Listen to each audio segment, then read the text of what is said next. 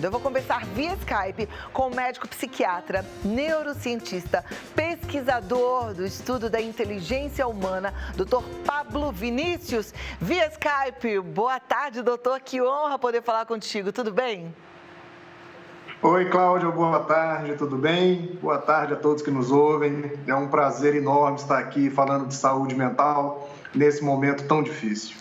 Muito bom, a gente é que agradece, né? E poder falar de saúde mental realmente é um privilégio e eu digo que isso é uma missão, porque a gente sabe que a Covid-19 tem muitas consequências drásticas, né? Pensando no corpo físico, pensando nas pessoas que inclusive perderam suas vidas, outras que estão hospitalizadas. Mas eu ouço muito falar que a gente vai ficar aí com um saldo bem sério em relação às doenças mentais. Como é que hoje a psiquiatria está vendo isso? Como é que você especialmente está vendo essa questão, doutor?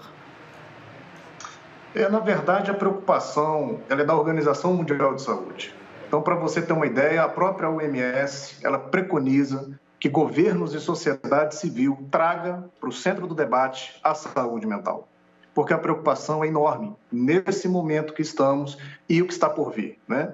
Então, o impacto na saúde mental, ele já está sendo e vai ser muito maior que o impacto biológico, físico do vírus. Claro que ele já é enorme, mas o dano à saúde mental nesse momento já é enorme. O que eu observo e os colegas vêm observando é um aumento exponencial de transtornos relacionados à ansiedade, de transtornos depressivos e de queixas relacionadas ao sono.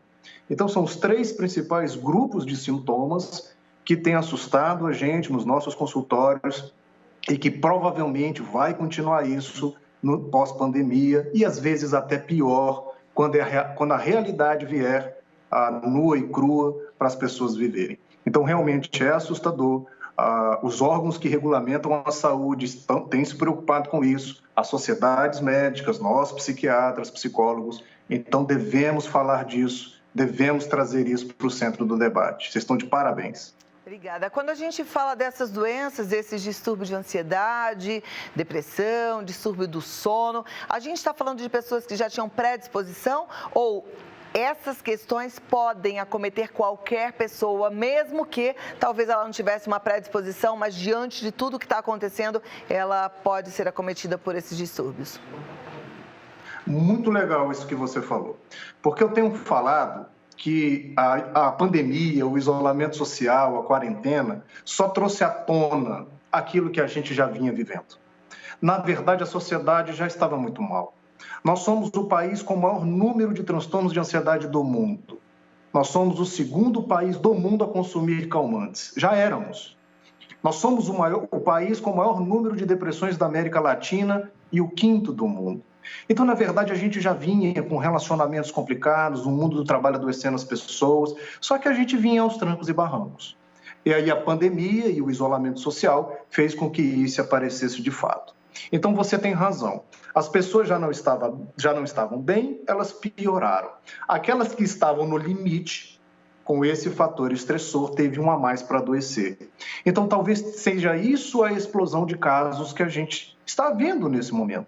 Então, as pessoas que vinham no limite, talvez não estavam fazendo tratamento psiquiátrico, mas estavam ali, sabe, com o copo cheio, esperando a gotinha pingar para explodir aquele copo. E a pandemia fez isso, e o isolamento social fez isso. Então, na verdade, a gente já tinha uma sociedade com condições para adoecer. E a pandemia acelerou, multiplicou isso de forma exponencial. A gente costuma falar que os problemas de desordem psíquica, eles têm uma relação bioquímica, uma relação cerebral. Mas, diante de uma pandemia, a gente vê que tem uma relação muito forte com as emoções, com o medo do desconhecido, com as mudanças.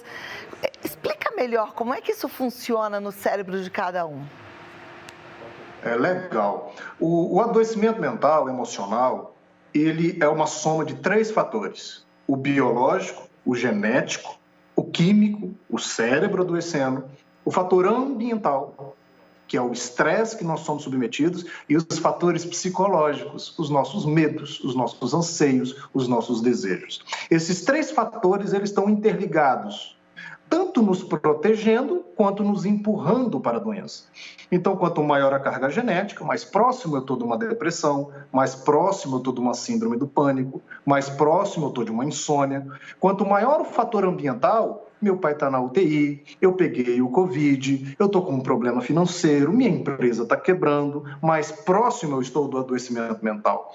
Quanto maiores forem os meus traços psicológicos de imaturidade, medos excessivos, preocupações excessivas, trazer futuro para o presente, as pessoas extremamente obsessivas, elas estão mais próximas do adoecimento.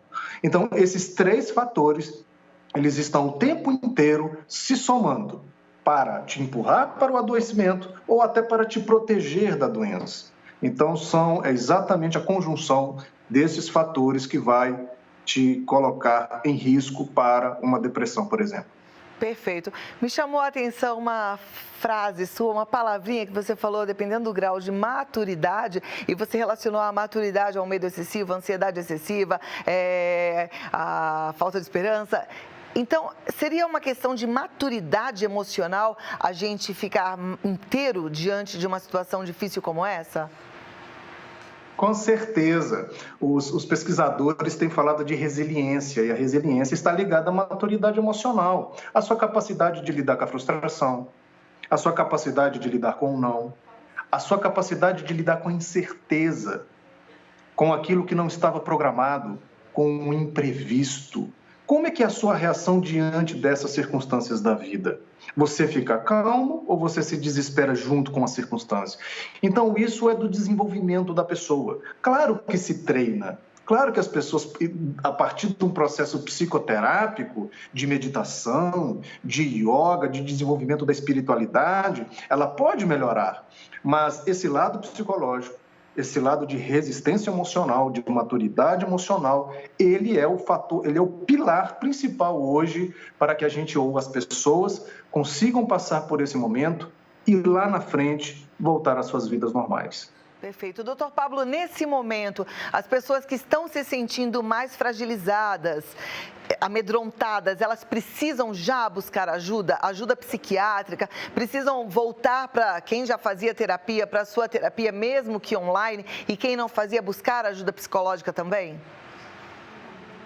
Cláudia, a hora é agora, a hora é agora.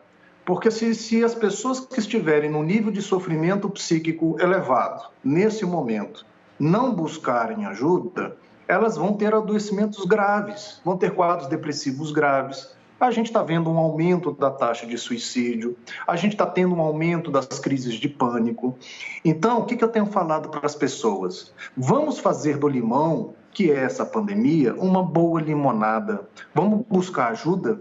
Vamos mudar o nosso estilo de vida? Se você estava sedentário, vamos começar a fazer alguma coisinha durante o dia? Se a sua dieta estava inadequada, é a hora da gente começar a mudar essa dieta. Está precisando de fazer um trabalho psicológico na sua vida? Tem muita coisa que precisa ser mudado? É agora que nós vamos iniciar esse processo. Como estão os seus relacionamentos? Como está seu casamento? Como está seu trabalho? Então, é nesse momento que podemos ter o início dessas transformações. Aproveitar a dor para fazer dela um crescimento. Perfeito. Muitas pessoas ainda têm preconceito quando a gente fala de saúde mental, né? Durante muitos anos a psiquiatria ficou ligada aos manicômios, as pessoas ficaram com aquela sensação de que elas tornariam-se dependentes de antidepressivos e elas fogem um pouco, e aquelas que fazem tratamento psiquiátrico nem gostam de comentar que estão em tratamento. Eu queria que a gente falasse um pouquinho sobre esse preconceito e o quanto ele pode ser nocivo para as pessoas no momento de adoecimento, quando é a hora de fato, buscar ajuda. Isso é uma pena, né? É uma coisa que a gente ainda carrega, a psiquiatria, a saúde mental, e eu sempre digo o seguinte, a gente tem que fazer a meia-culpa, né? Porque a psiquiatria carrega esse preconceito fruto de um histórico recente, realmente de muito abusos dos manicômios. Mas isso tudo acabou. A própria área psiquiátrica, psicológica, amadureceu, mudou, cresceu. Então, hoje a psiquiatria é uma área muito humana. Nós queremos a saúde mental das pessoas e não necessariamente só prescrever um remédio. Então, está aqui o primeiro mito. As pessoas falam assim, eu não vou em psiquiatra porque ele só quer saber de remédio. Não. A psiquiatria quer saber da sua saúde mental como um todo. E muitos pacientes que me procuram saem do meu consultório com prescrição de dieta, atividade física e meditação. Eu deixo o medicamento, por exemplo, para situações que necessariamente eu preciso medicar. Gente, não tem remédio psiquiátrico forte ou fraco. Existe um remédio necessário para você ficar bem. E um profissional sabe fazer isso. Então, o remédio está a seu favor, quando bem prescrito, quando bem utilizado. Remédio psiquiátrico não é para usar da mãe, da avó, da tia, da sobrinha. E isso pode te fazer mal. Agora, quando você é avaliado por um profissional e ele prescreve um medicamento adequado, isso está a seu favor. Então, assim, tem vários mitos na psiquiatria que precisam ser desfeitos, que precisam cair para que surja, né, esses novos conceitos relacionados à psiquiatria. Perfeito. Tem muita gente que estava em tratamento e por conta agora do afastamento social, por conta dos hospitais estarem cheios e muito mais focados no tratamento da Covid-19, deixaram de tomar os seus medicamentos. Isso é um perigo? É um perigo. Isso tem sido uma discussão nossa da classe psiquiátrica, porque o Conselho Federal de Medicina colocou a telemedicina, mas, ao mesmo tempo, a gente não pode dar receita por telemedicina, ela tem que ser física ainda, ou seja, o paciente precisa ir no consultório pegar a receita. Isso, de certa forma, é um absurdo, porque nossos remédios são controlados, precisa da receita médica, e os nossos pacientes que estão em tratamento, eles não podem ter a descontinuidade do tratamento. Ele tem dois riscos com isso.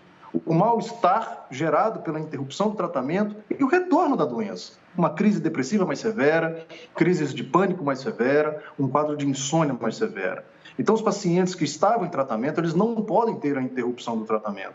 Então, nós estamos nos esforçando para fazer todo o possível para manter esse tratamento dos pacientes. O governo mesmo agora permitiu estender a quantidade de remédios que o paciente pode pegar, de 2 meses, 3 meses, isso já é uma ajuda. Nós estamos prescrevendo por mais tempo. Eu tenho pacientes, por exemplo, que o paciente o mais idoso não vai ao meu consultório, deixa a receita e vai um parente jovem pegar a receita. Então, são tratamentos contínuos, são tratamentos longos, que têm risco sim de recaída e talvez se a gente suspender o atendimento psiquiátrico, suspender os medicamentos, a crise que vamos provocar é muito maior do que a do Covid. Eu não tenho dúvida disso. Que a gente consiga reverter essa situação e que a gente não tenha essa crise. Hoje mesmo no meu Instagram eu perguntei para os meus seguidores como é que eles estavam se sentindo. E eu fiquei impressionada com as respostas porque elas são muito parecidas, né? E está todo mundo vivendo uma montanha-russa de emoções. Um dia muito bem, outro dia muito mal, um dia mais disposto, outro dia indisposto, com coragem, sem coragem. Isto é normal? Quando é que isso vira patológico e a gente tem que ligar ali o sinal de alerta? Legal isso. A primeira coisa que a gente tem que separar nesse momento, o que é normal do que é patológico.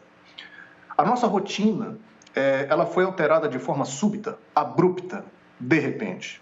E isso causa um estranhamento do nosso organismo e do nosso cérebro. De repente, a gente perdeu todos os sinalizadores externos que organizavam a nossa vida. Então, você tinha o horário de dormir, o horário de acordar, o horário de se alimentar. Isso é saudável, ter rotina é saudável. E, de repente, isso foi tirado de nós. Então, é como se os nossos relógios biológicos internos estivessem bagunçados. Por isso, o seu sono fica alterado, o seu apetite, você se sente mais cansado do que o normal, mais ansioso do que o normal. Então, isso é absolutamente normal diante desse momento de transição que o nosso organismo está se acostumando com a nova rotina. Vamos sentir. O que é mais comum sentir? Primeira coisa é seu sono. Você começa a ter uma insônia, você começa a sentir que o seu sono está superficializado, que você acorda mais cansado. Durante o dia você está mais ansioso, principalmente com o aumento de apetite para a maioria das pessoas e carboidrato que elas querem comer. Isso é muito comum. Sintomas depressivos, sintomas melancólicos, sintomas relacionados ao medo.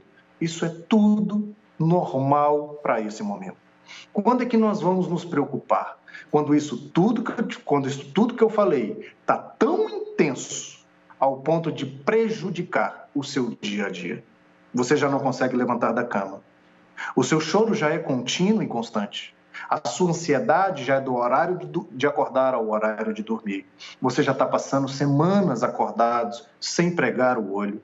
Isso significa donhas. Então, o que você vai fazer? O que eu estou sentindo?